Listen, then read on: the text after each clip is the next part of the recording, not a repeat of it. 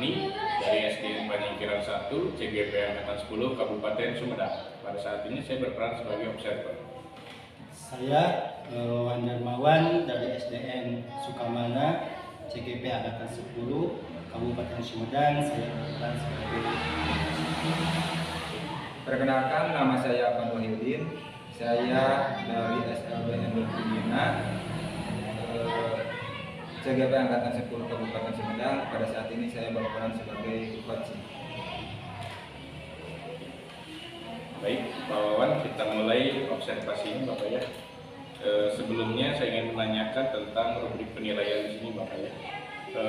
Ketika kita melakukan coaching, berarti kita harus memperhatikan prinsip-prinsip dari coach itu, sehingga di mana ada kemitraan, kreativitas itu, dan juga memperdalam dari masalah dari coach tadi. Kira-kira nanti kompetensi yang sudah Bapak diskusikan dengan coach seperti apa nanti? Seperti apa? ya nanti setelah saya berkomunikasi dengan Pak Afan sebelumnya bahwa Pak Afan mempunyai suatu masalah dalam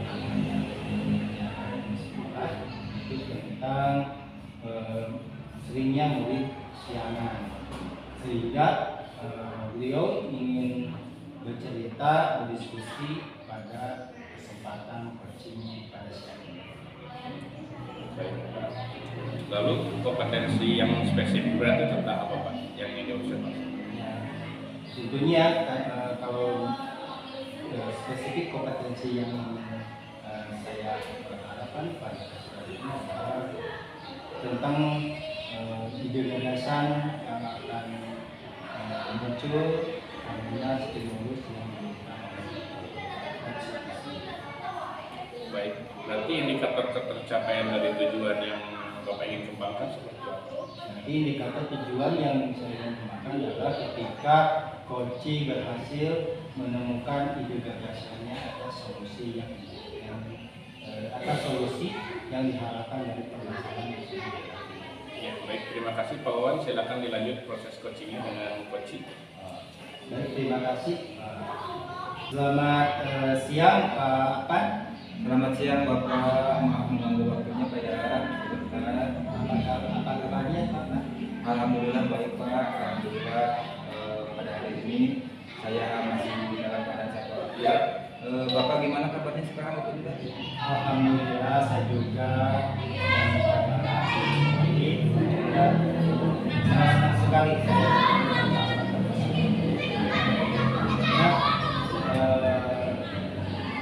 setelah kita berbicara mengenai publikasi telepon Pak Afan pada kesempatan ini meminta waktunya untuk bisa berdiskusi dalam coaching ini. Nah, pada kesempatan ini saya ingin tahu nih dari Pak Afan apa sih yang menjadi kendala permasalahan yang sedang Pak Afan sekarang hadapi. Mungkin bisa ada cerita. Sebelumnya saya mengucapkan terima kasih dulu ke Bapak atas kesediaan Bapak meluangkan waktu saya. Awalnya saya cukup ragu Pak, saya cukup khawatir kalau seandainya Bapak itu lagi sibuk atau gak punya waktu. Tapi alhamdulillah ternyata Bapak bisa meluangkan waktu dulu. Jadi gimana ya Pak ya? Sebenarnya saya itu sebagai guru sudah mencoba melaksanakan preventif. Saya sudah melakukan tugas saya semaksimal mungkin. Pada awalnya saya mencoba untuk supaya si anak itu bisa berubah. Tapi ternyata setelah beberapa kali terulang, setelah beberapa kali juga saya mencoba memperbaiki perilakunya itu, si anak itu belum berubah gitu perilakunya. Jadi ada satu siswa namanya itu si A. Beliau itu pada minggu-minggu belakangan ini suka sering terlambat datang ke sekolah Pak. Kejadian juga tadi pagi itu adalah pada minggu ini adalah kejadian yang ketiga kalinya gitu Pak.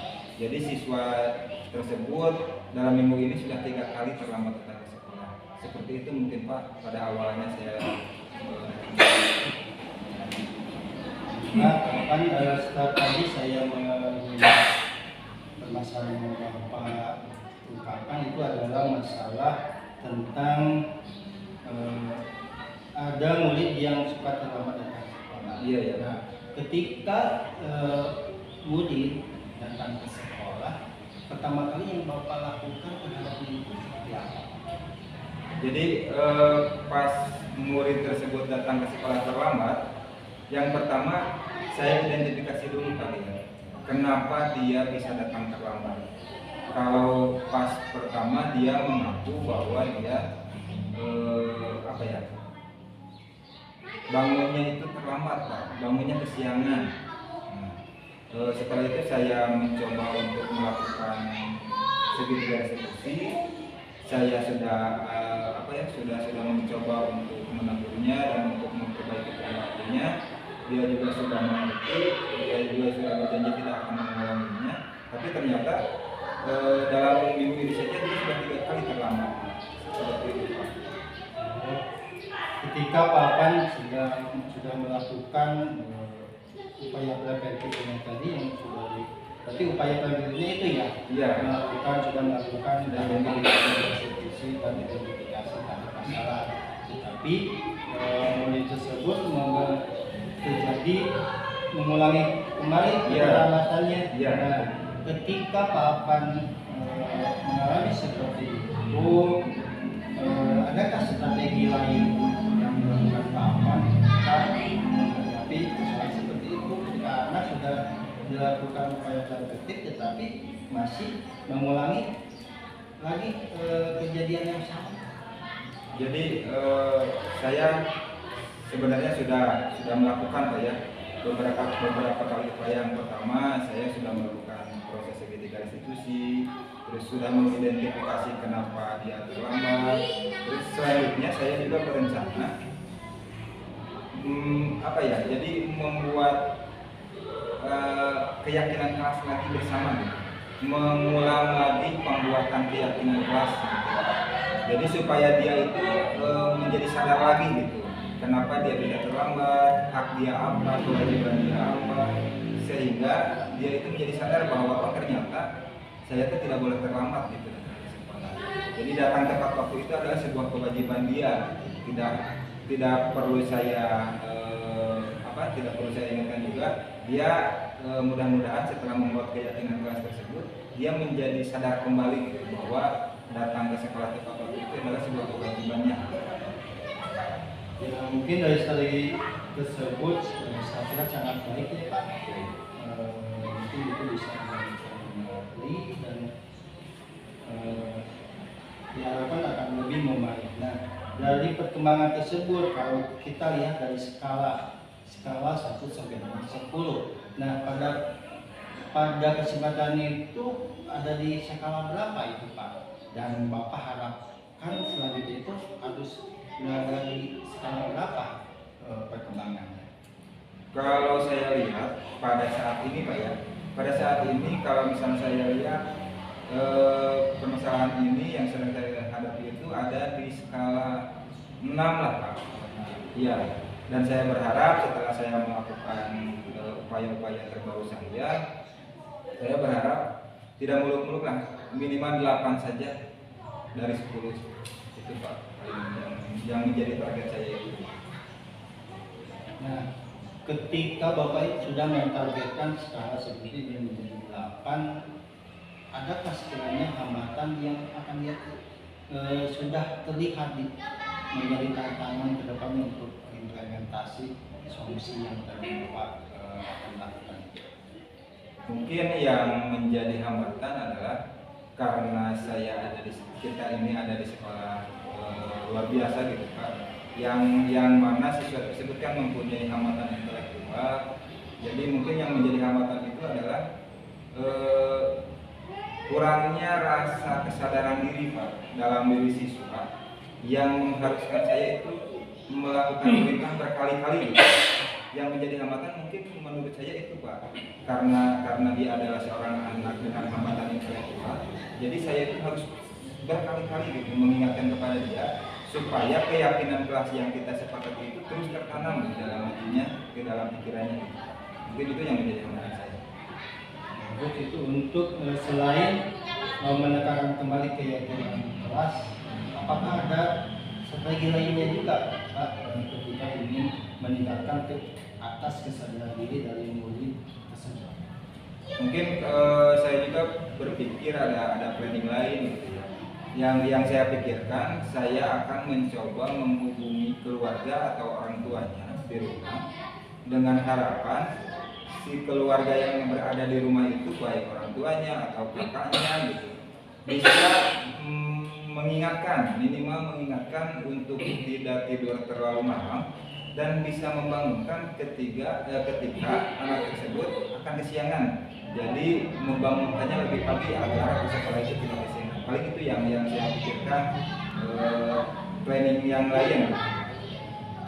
Saya kira sangat bagus Pak itu rencananya, dari mulai tadi upaya preventifnya Bapak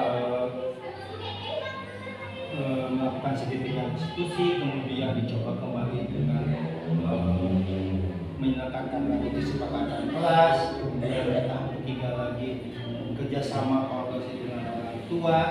Nah itu merupakan saya kira gagasan yang sangat bagus sekali Pak untuk sebagai solusi dari murid yang sering terlambat. Nah dari hal-hal tersebut kiranya kapan akan Bapak lakukan implementasinya? Kalau implementasi dari yang terakhir mungkin Pak ya, yang terakhir yang berkolaborasi dengan orang tua, secepatnya akan saya lakukan karena kalau misalnya melihat dalam minggu ini kan hari Jumat ya, hari terakhir dalam minggu ini. Kalau misalnya hari Senin itu anak tersebut masih kesiangan datang ke sekolah, pada hari Selasanya saya akan langsung berkoordinasi dengan orang tuanya gitu Pak, sebagai upaya saya agar siswa tersebut tidak lagi datang terlambat ke sekolah. Nah dari hal tersebut sekiranya siapa saja yang akan dapat membantu ataupun dapat menjadi kolaborator dari Pak Apan? Mungkin kalau misalnya yang dapat membantu saya ya, untuk komitmen saya supaya anak tersebut tidak terlambat lagi datang ke sekolah. Yang pertama saya sendiri, yang kedua ada wakaseti siswaan juga Pak, supaya lebih berkolaborasi dengan pihak lain gitu. Yang ketiga juga ada orang tua murid di rumah yang akan berkolaborasi dengan Kenkes dan dalam komunikasi dengan saya gitu, supaya kedepannya tidak terjadi lagi anak tersebut datang siang ke sekolah. Terima kasih ya Bapak. Saya kira Bapak sudah mempunyai ide gagasan, solusi juga yang tadi telah Bapak ungkapkan, juga dari Bapak sendiri. Semoga apa yang nanti Bapak telah rencanakan, ide gagasannya itu dapat diimplementasikan secepatnya. Dan nanti saya juga ingin sekali melihat perkembangannya, apa yang telah Bapak lakukan dari gagasan Bapak itu sendiri. Nah, kedepannya jangan sungkan lagi ketika Bapak misalkan ingin bertemu kemarin saya untuk mendiskusikan hal ini, bagaimana perkembangannya, saya kembali, saya sangat senang jika di kedepannya bisa berdiskusi lagi dengan Bapak.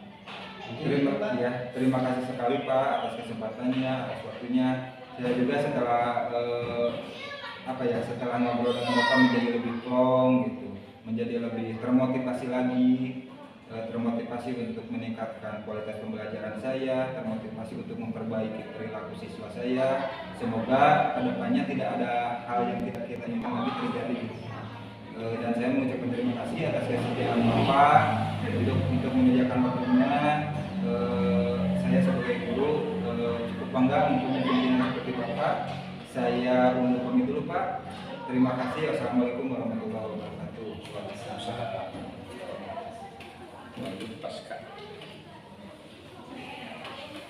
Baik Pak Wawan, luar biasa telah melakukan proses coaching secara rutin.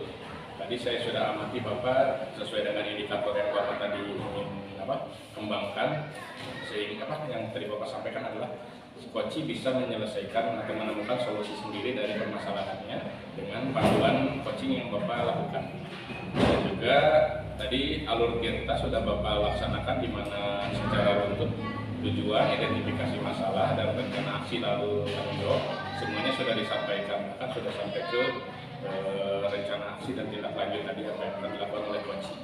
Luar biasa Bapak, dalam menurut hasil catatan saya sesuai data yang tadi sudah saya amati, ternyata Bapak memang sudah fokus pada area yang ingin dikembangkan, ya, di mana prinsip coaching pun sudah Bapak pegang teguh prinsipnya, yaitu kemitraan, proses kreatif, dan juga memaksimalkan potensi dari coach itu sendiri. Dan yang terakhir ingin saya tanyakan kembali Pak, sebagai pertanyaan terakhir, kira-kira setelah adanya coaching ini, apalagi kompetensi yang ingin Bapak kembangkan setelah adanya proses coaching ini? Ya, mungkin kalau setelah pengalaman dari coaching ini, hal yang saya ingin kembangkan ke depannya adalah menjadi supervisor, yang dimana peran sebagai supervisor itu dapat mengontrol rekan-rekan sejawat ketika bertindak sebagai coach rekan sejawat juga, dan berbagi pengalaman. Ini artinya menjadi manajer yang sangat diperlukan di satu sekolah ketika bisa menjadi sebagai Baik, terima kasih atas jawabannya Pak Wawan sebagai coach dan Pak Ahmad sebagai coaching. Saya pun sebagai supervisor mendapatkan pengalaman baru, sehingga kedepannya akan ada mungkin perbaikan lagi bagi saya sebagai supervisor. Terima kasih. Wabillahi taufiq wal hidayah. Wassalamualaikum warahmatullahi wabarakatuh.